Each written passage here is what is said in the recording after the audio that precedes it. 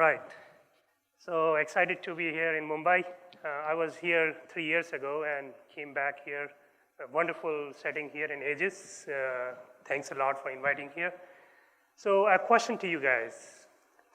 On May 12th, something happened, and a ransomware attack happened.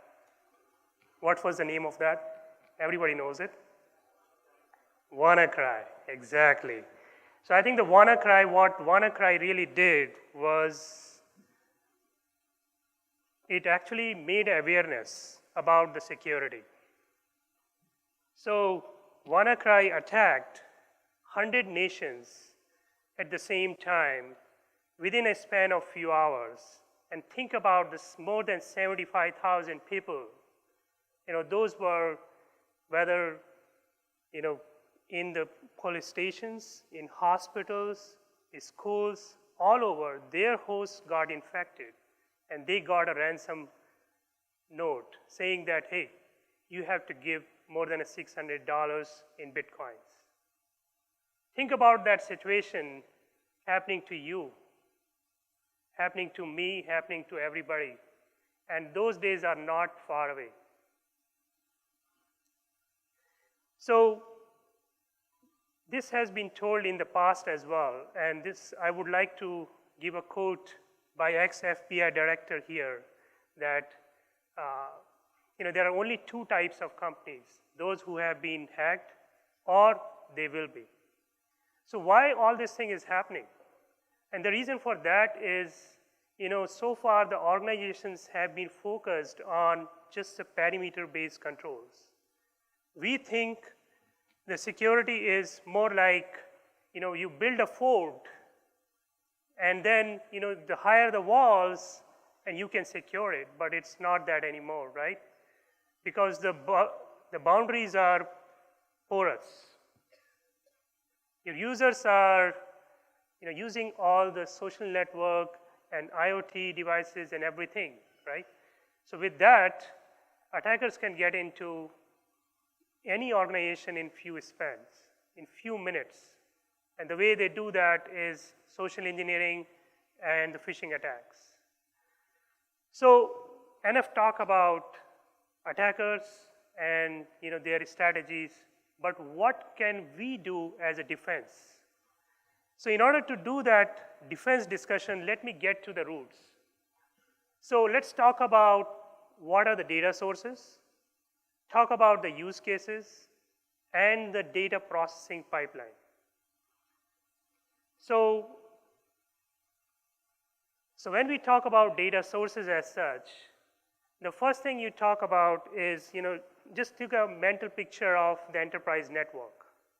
A star topology, hundreds of thousands of hosts connected via the network. There are hundreds of network elements, all those hubs, switches, routers, and you also have the security products over there, like intrusion detection system, intrusion prevention system, firewalls. All those are emitting the data, and you are recording that data, and in terms of network logs, network flows, and DNS data. What can you do with that? No, this is nothing new. I mean, it has been there from 90s. The only thing is it's primarily rule-based, and even some intrusion detection systems have evolved more with the big data infrastructure and using a data mining as well. But then the issue is a lot of false alarms, a lot of alerts to look at, and organizations don't have that many analysts. And at the same time, attackers are not sitting idle, right? So they also evolve their way. What they do is, they find what security products are doing, and they find the loopholes in that, and they bypass it. For an example, they would do their interactions through the encrypted HTTP protocol rather than the HTTP itself. So in that case, the IDS, IPS, and the firewalls won't be able to look at it. So the next data source is the endpoint. So if you look at the endpoints, there are a whole bunch of endpoints, right? The thousands or hundreds, depending on the organization size. And there you monitor the operating system, logs, processes, applications, and so on. And if there is any abnormal activity over there or any abnormal process or application, then you raise an alert. But again, what attackers do is, they would use the names which are more legitimate. So in that case, AV and other endpoint products would fail. Another thing is what with the endpoint products is, okay, so I think let's move back here one more. Yeah. Okay, so I was talking about the endpoint. From the endpoint, let's move on to the authentication logs. So in any network, there would be an authentication system.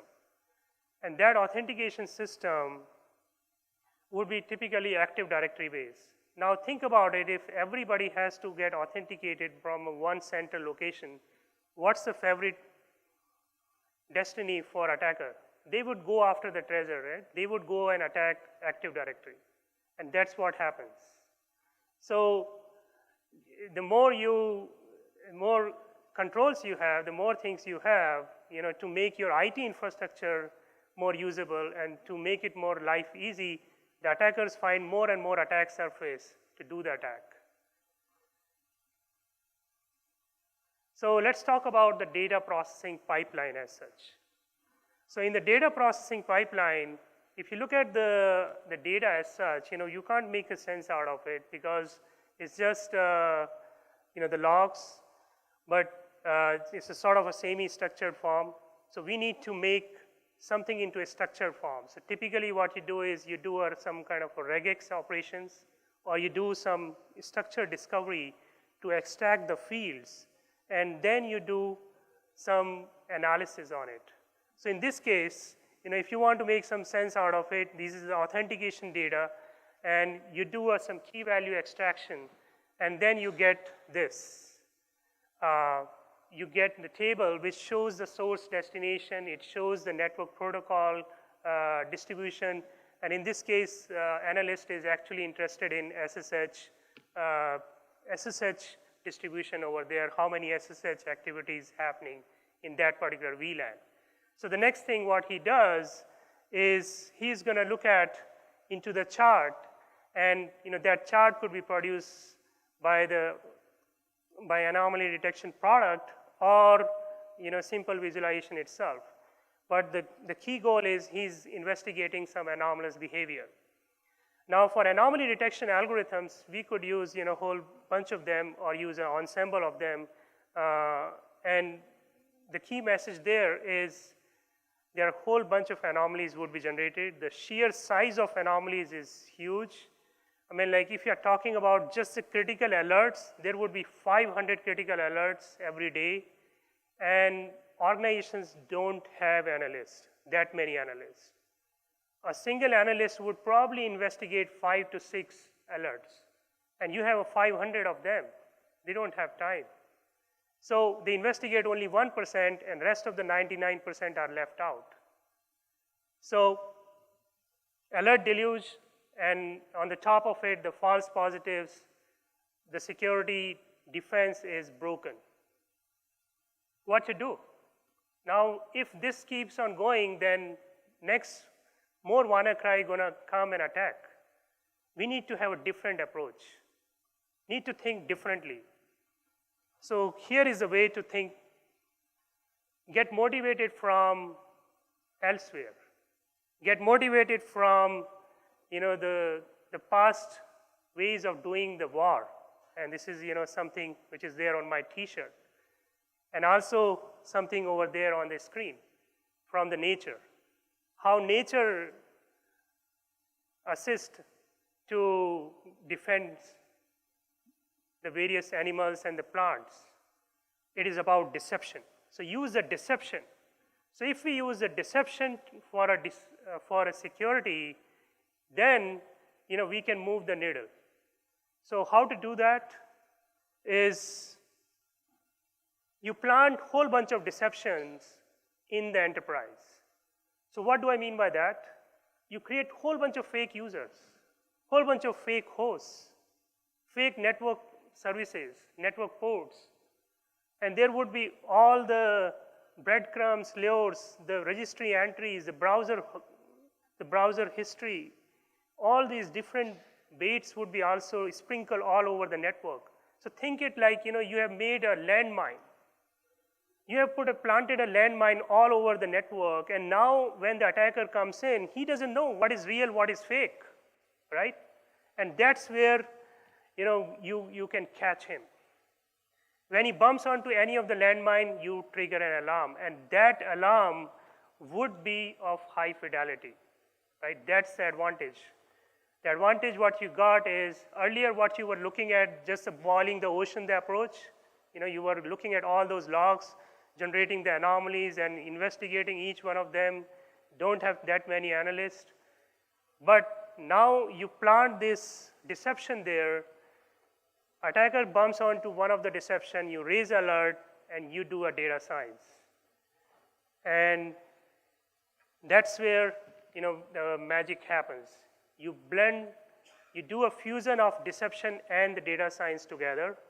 And as I was saying that the deception gives you high fidelity alert, 0 false positive, you take that, you correlate with the security events, like all the logs I talked about, authentication logs, network flow logs, also the end user logs, take all of them and see, all those logs next to the deception event and create wonderful insights about that attack and about the attack vector and about the attacker itself. You can say a whole bunch of things that what was the profile of that attack, whether it's a malware or it's a human, or what kind of, depending on which type of deception he got bumped onto, you can really say what is he after, get the intent to it. So with this, I will give you one crisp example of what can be done. And this is a crisp example. It can show you the path which adversary may have taken. And the way you compute this path is you start from the right-hand side, is you have planted the deceptions in the network, and when the attacker got bumped onto it, you have got the alarm. You took that alarm, you did the correlations, do the correlations, and then figure out what other hosts it may have touched. And you compute, okay, what's my signal to noise ratio? And then say that, okay, what other hosts it was interacting, and go backward in the time. It could also go forward in the time from the attack time as well. And then it would say that, okay, what's the most likely path it would have taken? So think about it, like if we get such a graph, what can, we can tell a lot more about the attacker, we can do a lot more better detection, and we can move the needle to secure ourselves. So in a summary, what I talked about, I started with the perimeter-based controls. I went into the data sources and the traditional way of security. But we need to think differently. So the way to think differently is we need to get the mindset of attacker. And that mindset of attacker, what is he after? What is he trying to do? When he's doing a lateral movement, then you can catch him there by planting the deception. You plant the deception, and then you do a triage with data science and get a lot more insights about him. And that would give you insights about the attack and about the attacker. And let me end with a one punchline here, which is in 2020, the rock stars of software industry and the product industry, who will be those? Those will be security data scientists. Thank you very much.